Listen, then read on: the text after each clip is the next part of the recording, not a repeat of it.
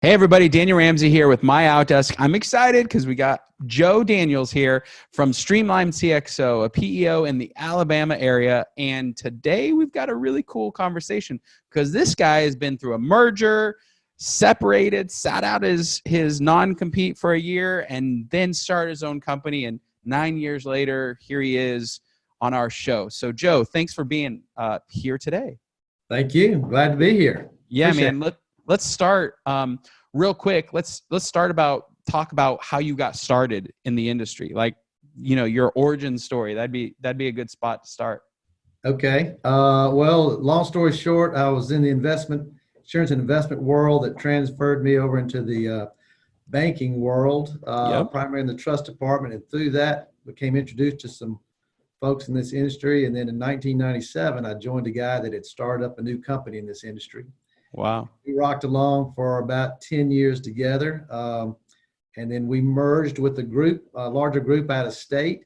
Yep. And that sounded good, but didn't go quite as well as we both had preferred. And so in 2010, I decided to move on. And then I started up Streamline in 2011 after honoring my 1-year non-compete. So a little bit of a break there and a little bit of a time to reflect, and decided as I looked around at different things to do that I really liked this industry. I liked what it offered. And I think it's been a good choice because from the beginning days of 1997, where people looked at you and said, PEO, what is that? Yeah. Today, we're no longer having to explain who we are, but we get to talk about what we do. So it's been great. That's awesome, man. One of my best friends in the industry just lost one of his best sales guys. And it's an interesting conversation. And I think, Joe, you're a great example of a salesperson who, had everything gone right, you may have still been with the original founder of the company from back in 1997. So I want to kind of hear from you, being that you're a sales guy, that you're in the trenches. What do you think is required to hold on to that sales talent and kind of keep one of your best guys happy and on the boat, basically, or on the bus? Oh, wow. Good question. Part of that probably goes to the philosophy or the thoughts of the PEO itself from how they view sales. Yep. If you're looking for quick sales and high volume and not so much, if you're quantity focused rather than quality, then it might not be as much. We've always been a little bit more focused on quality than quantity. And so from that reason, it takes a little bit more time and a little bit more conversation. And so I would answer that question by saying, if a salesperson, obviously compensation always matters. Yep. But if they are compensated at a level and they have a sense of ownership and the ability to really kind of influence and control and bring on business that fits the company's model. Yeah. And then obviously, again, they're compensated for that. Mm-hmm.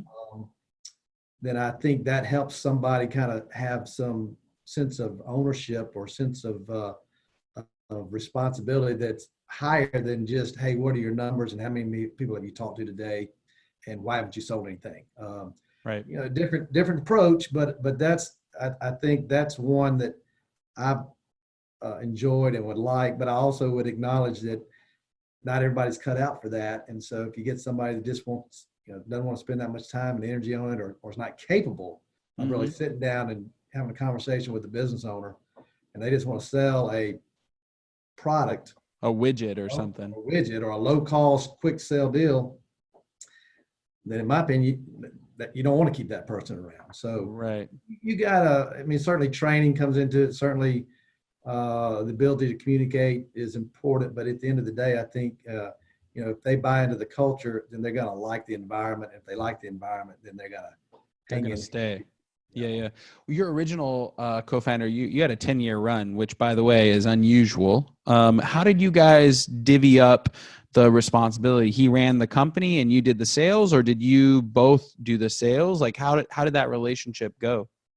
Well, as with any new company, and as we told everybody in the early days, everybody was responsible for sales, but there's a few of us that was our job description. So a lot of that obviously not, meant that a little bit humorous, but just saying customer service and client service and response time and all that helped us give our message out there. But in Yeah. the end, he ran the company and I was responsible for all the sales and marketing. And we had a couple of salespeople at one time and just decided that, we were probably better off, he and I, out really talking to business owners that we knew and what we called, and everybody calls, centers of influence, but your accountants, your bankers, your other trusted advisors. Right. Felt like we were better off to spend our time educating them on our company and letting them refer us business than trying to convince these Yahoo sales folks Yeah.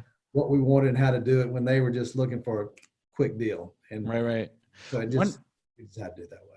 Yeah, that's good, man. One question that I had, what'd you do on your 1-year sabbatical where you just kind of were sitting out your non-compete? Well, for the first 3 or 4 months, I just detoxed, if you will, relaxed a little bit. Then I started spending time talking to folks about what I was going to do next because I wasn't sure I was going to get back in this industry.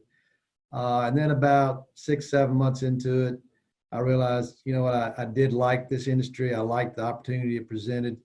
I just wanted to have the ability to but influence the culture. Yeah. A little bit more.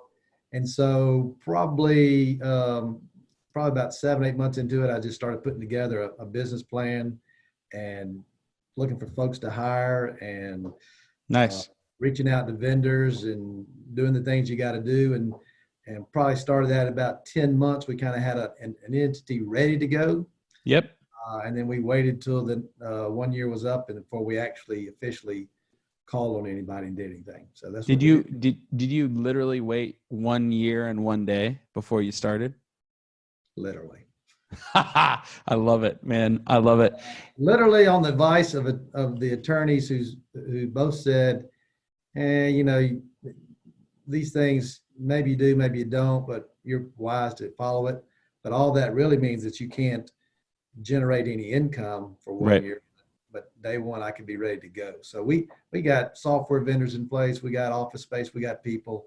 We were prepared to launch. You're ready to go. One of the things that you said to me was that you never kind of ran the whole thing prior to that moment, and then running the whole thing, you went through a bit of a learning curve. I'd love to kind of understand a little bit of that learning curve that you had in the first early couple of years. It's kind of like the backup quarterback or the assistant coach that thinks they can jump in the top spot and do just fine, and they realize there's a little bit more to it. Yeah. I would say that was me. I was the vice president of the company and in charge of sales and marketing, and I thought that was the bulk of everything that took place. Other stuff just kind of happened. Yep. And realized pretty quickly there's a lot more to making things run smoothly from top to bottom. And humorously, we're in the HR outsourcing business and are calling on client companies or prospects to tell them how we can help them on the people side of their business. Right. But internally, I deal with that. We still got our people side of the business to handle. So as we've grown, there's just more to deal with. And so that kind of cuts into the selling time a little bit. Yeah, makes sense, man. One of the interesting things I like to say, and I tell my clients this all the time because we're in the people business. I'm like, people are messy, man. You got to want to build a people organization before you do it. Salespeople, marketing people, support, operations folks. You got to deal with all of that comes with leading people, and you obviously experienced that. Yes, everybody has things going on, but some folks kind of fit in better, or you can tell pretty early on. And we've been fortunate that we got a good, solid base of folks. We're not without our hiccups along the way, but at the end of the day, and sometimes we've had good people that spouse was transferred and they left, and it was like, oh my gosh, we hate to lose you. And tried to do some long distance things, but at the end of the day, we realized we needed our folks here, and so we're not hiring all the time, but occasionally we have to do it. And certainly even within the folks you have there, you want to make sure that they feel appreciated, that they're beneficial, but also that they are capable of doing what we need them to do. Yeah, I love it. Well, we've gotten through a first part of introduction, like your origin story, Joe, and I really appreciate that. I'm curious, what exactly in the PEO world do you focus on, and where's your business, and a little bit about your company's kind of mission and purpose? Well, not probably, we focus on what I would say smaller companies. Well, Yep. publicly, I'll tell you, we look at groups of 100 employees or less, Yep. but really the bulk of our clients are probably under 50 or 60 employees. Sure. Uh, One reason we do that is because there's more companies that size, and generally those size companies are not hiring an HR person. Right. Um, as far as the type of industry or company, we've got them all across the board. Now, as a general rule, we're not out marketing or calling on what I call low wage, high turnover, which, part-time, seasonal, Right. restaurant, not because those are not great companies. They just, the aspect of benefits and policy procedures are not quite as necessary Rigorous. with Yep. companies that full-time employees and don't have high turnover or want to avoid high turnover. So, we're probably lean more towards this service and the white collar side of stuff than blue collar, but we certainly have clients across the board and even in the restaurant world. So we don't throw the baby out with the bathwater, so to say, but we're Yep. looking for companies that need what we offer, that are Yep. looking for policies and help with that, and consistency in processes and benefits to help them to recruit and retain all the stuff that PEOs do. Mhm. We're just looking at it probably at groups that are under 100. What are some of the anxieties that you guys relieve for your clients? Like when you think about, how you serve or help your clients grow, what are some of the things that you take care of? Wow. Good question on that from the standpoint of, a startup company. They probably, other than just saying, just handle this for me, they don't have a lot of anxieties. This not completely answer your question, but saying in existing companies, the anxiety of using us initially might be just the change of how they're doing stuff. Yeah. But I would think kind of what you were asking is, if somebody's prompted to consider using an outsourced option, be it in IT, be it financials, be it in the PEO world, that anxiety has to do with, am I really handling all this the best way? And in our world, are you in compliance? Right. Are you comfortable with that? Everybody uses though, what's your sleep factor? Can you go to sleep at night knowing all this is being done the right way? I would Mm. say that the angst of taking this stuff, I say, but just humorously, when I talk to a business owner, I can tell them, I might not know anything about your company, but I know this: when you started it, it was not to deal with all this stuff we handle, because nobody, except Yep. maybe us that started a PO, but nobody Only the starts crazy it. people, right? Yeah, Only only the crazy crazy. people. Right. Nobody else starts a company saying, I'm going to be the best payroll processor and HR person. They started because I know how to make money doing something else. Right. Architect, engineer, dentist, lawyer, marketing, whatever it is. Right. So that's what they want to focus on. And then they get distracted with this stuff that they didn't want to do, but they got to do. And so that anxiety comes from, how am I handling this? And how do I know the people that are doing it really know what they're doing? And so that's what we probably relieve the most for. I love it, Help the man. most with.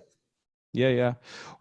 What about like pushback from those businesses? Like, what are some of the pushback that, as you're kind of helping somebody understand your value proposition and why you guys exist, what are some of the things that people are like, well, I don't know about this, Joe, tell me this, Yeah, that's again, I'll kind of go back to maybe younger or startup companies, younger business owners or startup companies, less pushback. They're more about finding ways to outsource, because outsource is way more common now.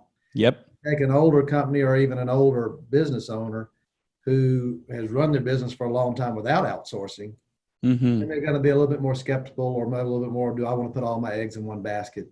Why would I, if I've got multiple vendors out there handling this for me now, why do I need to have it all with one? Right. Um, some people come to the conclusion it's easier to deal with one than the multiple. Some Yep. people don't. But I'd say the pushback would just be the change factor again, just kind of like, Yep. if it ain't broke, don't fix it type of thing. But at the Right. same time, if you're still dealing with multiple vendors and multiple processes and multiple paperwork, multiple times a year, you got to do stuff. Is that really what you want to be doing? Yeah, I love it. One thing that's happened over the last 10 years, and you've probably enjoyed some of this growth, the PEO industry has really taken off. I mean, it's blown up. Outsourcing has become, like you said, when we first started, first started outsourcing in 2007, and we outsourced talent for companies. But we started in 2007 with virtual assistants, and nobody knew what they were. And now it's common. Like everybody talks about it. You've heard of them. It's just kind of a common thing.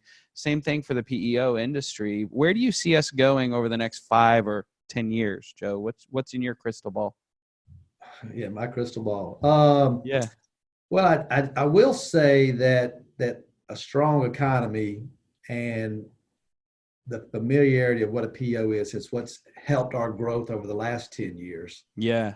Going forward, I think technology is certainly going to be a bigger part of that, and adjusting to the gig economy that everybody talks about, but just the Sure. change in the workforce.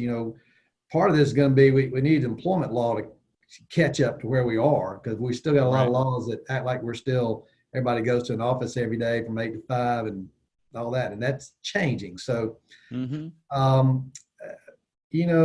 I can't say that I know exactly, but what I have told people is, listen, accountants have been practicing accounting for 100 years. They've just evolved as things have evolved. Same for lawyers and banks. And in the HR world, as long as there's people and there's payroll, there's going to be issues. So PEOs are going to evolve, and we're going to adapt to kind of what's taking place. But there's always going to be, in my opinion, business owners who say, hey, can you handle this for me? Could you just take care of this? And so, we certainly will be less, well, I won't say less, but just say it's certainly going to evolve on how we manage and deal with stuff. And I think technology is going to be a huge factor in that. Yep. Looks. But I also think we'll evolve as the employment laws evolve. I love it. I love it. Joe, what piece of advice or encouragement would you give our audience as you're, looking forward to the PEO space and outsourcing in general? What would you tell our folks? I don't know that I've got anything that's just wildly unique, but I would say don't be slow to look into new ideas and new technology that could help you stay productive. And that's kind of a general comment, but just saying the change is happening fast. I mean, way quicker than anything we grew up with or had in the late 80s or 90s. So, I just would not be don't be hesitant to look into new ideas and new ways. Doesn't mean everything that comes out is going to be right for you, but don't just assume everything's not right, and kind of explore, ask questions, because technology does move fast, but it is making things a lot easier to do and a lot simpler for you to run your primary business by having these other aspects take things off your plate. I love it. Well, Joe Daniel, thank you for being here and a guest. If anybody wanted to get a hold of you, what's the best way to kind of find you and your business in Alabama? Oh, obviously we got a website, which is streamlinecxo.com, but I would say just email me directly. Okay. We're still on the small side of a company, so we're high touch personal customer service. So I get your emails, I read your emails. So Joe at Streamline CXO would probably be the best way to reach me. Well, thanks for being here, Joe. Today's been a fun interview. Thank you.